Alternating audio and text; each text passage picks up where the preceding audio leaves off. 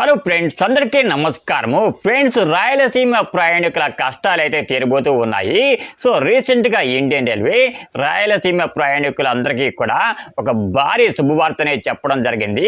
Friends, Tirupati నుంచి కడప మీదుగా సికింద్రాబాద్ వరకు Vande Bharat express train start చేయాలని చెప్పేసి కూడా ఇండియన్ రైల్వే నిర్ణయించిందనమాట. సో అసలు ఈ వందే భారత్ ట్రైన్ అనేది ఎక్కడ నుంచి ఎక్కడి వరకు వెళుతూ ఉంది, అలాగే మధ్యలో ఏ స్టేషన్స్లో ఆగుతూ ఉంది, టికెట్ ధర ఎంత ఏంటి అనే డీటెయిల్స్ అన్ని కూడా వీడియోలో డీటెయిల్గా అయితే తెలుసుకుందాము. సో ఇక ఏమాత్రం లేట్ చేయకుండా నేరుగా వీడియోలోకైతే పదండి. ఫ్రెండ్స్, రీసెంట్గా ఇండియన్ రైల్వే తిరుపతి నుంచి కడప మీద కూడా మనకి సికింద్రాబాద్ వరకు వందే భారత్ ట్రైన్ స్టార్ట్ చేయాలని చెప్పేసి కూడా నిర్ణయించిందనమాట. ఈ వందే భారత్ ఎక్స్ప్రెస్ ట్రైన్ అనేది మధ్యలో మనకు కర్నూలు, కడప 2 స్టేషన్స్లో మాత్రమే ఆగుతుంది. సో మిగతా స్టేషన్స్లో ఈ వందే భారత్ అనేది ఆగదనమాట. ఫ్రెండ్స్, ఈ తిరుపతి, కడప, సికింద్రాబాద్ వందే భారత్ ఎక్స్ప్రెస్ ట్రైన్ అనేది తిరుపతిలో స్టార్ట్ అయితే వయా రాజంపేట, కర్నూలు, డోన్ సిటీ మీదుగా మనకు సికింద్రాబాద్ వరకు అయితే వస్తుందన్నమాట. సో ఎవరైతే మనకు మిగతా స్టేషన్లో వారు ఉంటారో అటువంటి స్టేషన్లో ఈ ట్రైన్ ఆగదనమాట. సో ఓన్లీ కడప, కర్నూలు 2 స్టేషన్స్లో మాత్రమే ఈ ట్రైన్ ఆగుతుందన్నమాట. ఫ్రెండ్స్, ఈ తిరుపతి, కడప, సికింద్రాబాద్ వందే భారత్ ట్రైన్ని జూలై నెలలో స్టార్ట్ చేయాలని చెప్పేసి కూడా ఇండియన్ రైల్వే ఆలోచిస్తుందన్నమాట. ఎవరైతే రాయలసీమ ప్రయాణికులు ఉంటారో అటువంటి వారందరికీ కూడా నిజంగా ఇది శుభవార్త అని చెప్పుకోవాలన్నమాట.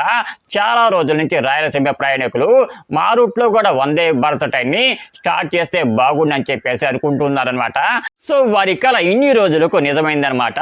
ఫ్రెండ్స్, ఈ వందే భారత్ ట్రైన్కి స్టాప్స్ అనేవి చాలా తక్కువ స్టాప్స్ అయితే ఇచ్చారనమాట. ఎందుకు అంటే వందే భారత్ ట్రైన్ అనేది వెళ్ళడమే 100లో వెళ్తుందనమాట. కాబట్టి అంత స్పీడ్లో వెళ్ళేటప్పుడు దగ్గర స్టాప్స్లో మనకి స్టాప్స్ కనుక ఇచ్చినట్లయితే ఆ స్పీడ్ అనేది తగ్గిపోతుందనమాట. అందుచేతనే ఇండియన్ రైల్వే వాళ్ళు మనకి 2 స్టాప్స్ మాత్రమే ఈ వందే భారత్ ట్రైన్కి ఇవ్వడం జరిగిందనమాట. సో మిగతా స్టాప్స్ ఏమన్నా ఇస్తారేమో మరి చూడాల్సి అయితే ఉందన్నమాట.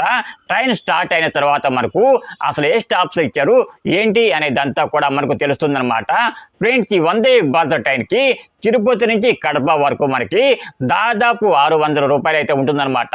అలాగే తిరుపతి నుంచి సికింద్రాబాద్ వరకు దాదాపు 1300 రూపాయల వరకు టికెట్ ప్రైస్ అనేది ఉంటుందన్నమాట.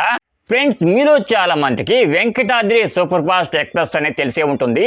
సో ఈ వెంకటాద్రి ఎక్స్ప్రెస్ ఏ రూట్లో వెళుతుందో ఈ తిరుపతి, సికింద్రాబాద్, కడప ఎక్స్ప్రెస్ కూడా అదే రూట్లో ప్రయాణిస్తుందన్నమాట.